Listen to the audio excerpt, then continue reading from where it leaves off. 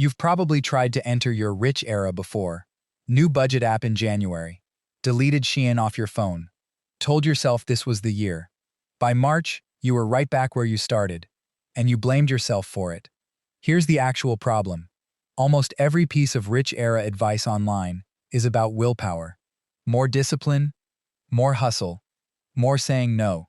But when you look at how people who actually built wealth got there, willpower barely shows up. They built habits boring enough that they didn't need willpower at all. Today, I'm giving you the 10 specific habits that quietly start compounding the second you install them. Not vibes, not affirmations.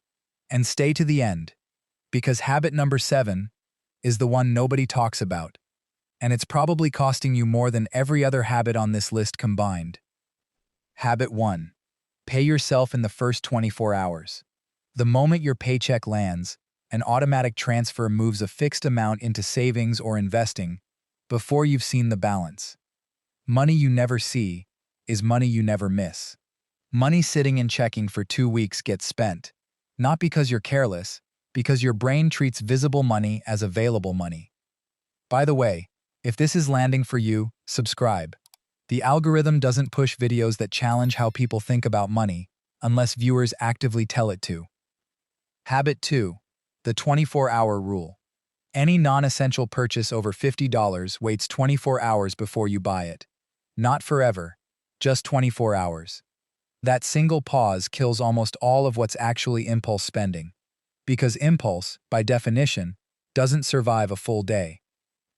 Habit 3. Check your net worth monthly, never daily. Checking your portfolio daily turns long-term investing into an emotional roller coaster that has nothing to do with your actual timeline. Monthly is enough to track progress without panic selling on a red day. Habit 4. One main account, not 5. 5 checking accounts and a stack of savings apps feel organized. But they make your real number nearly impossible to see clearly. Simplicity isn't a personality trait here. It's what makes tracking progress actually possible. Habit 5. The raise rule.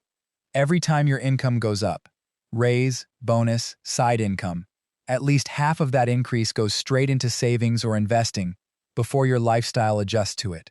This is the single habit that prevents lifestyle creep at the source, instead of fighting it after the fact. If this video is giving value, hit the subscribe button. We want to hit 1,000 subscribers before the end of June. Help us get there. Habit 6. Audit subscriptions every quarter.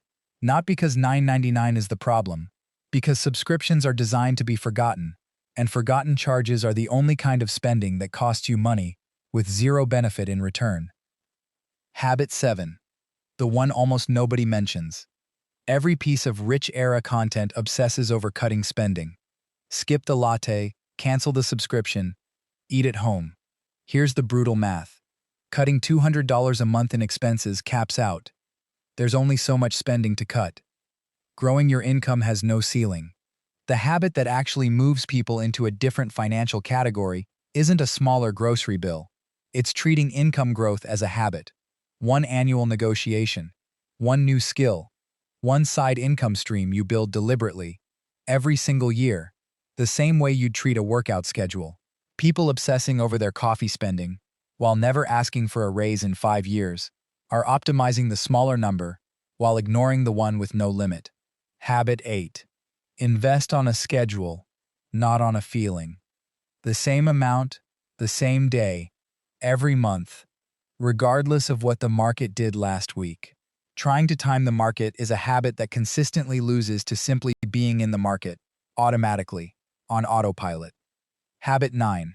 Keep your number to yourself. This connects to something I've covered before. The moment people around you know your number, they start pricing you accordingly.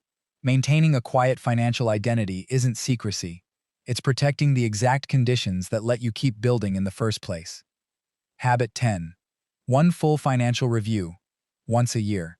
Fees on old accounts, insurance you're overpaying for, old 401ks sitting forgotten at a previous job.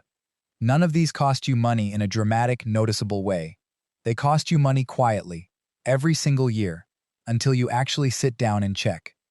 Here's what ties all 10 of these together. Not one of them requires motivation. Motivation runs out by February. Systems don't, because systems don't ask you to feel like it. They just run. The people quietly entering their actual rich era aren't the ones grinding harder. They're the ones who installed enough of these habits that their money moves correctly without them having to think about it every day. Pick 2 from this list, not all 10, and set them up this week. Which one are you starting with?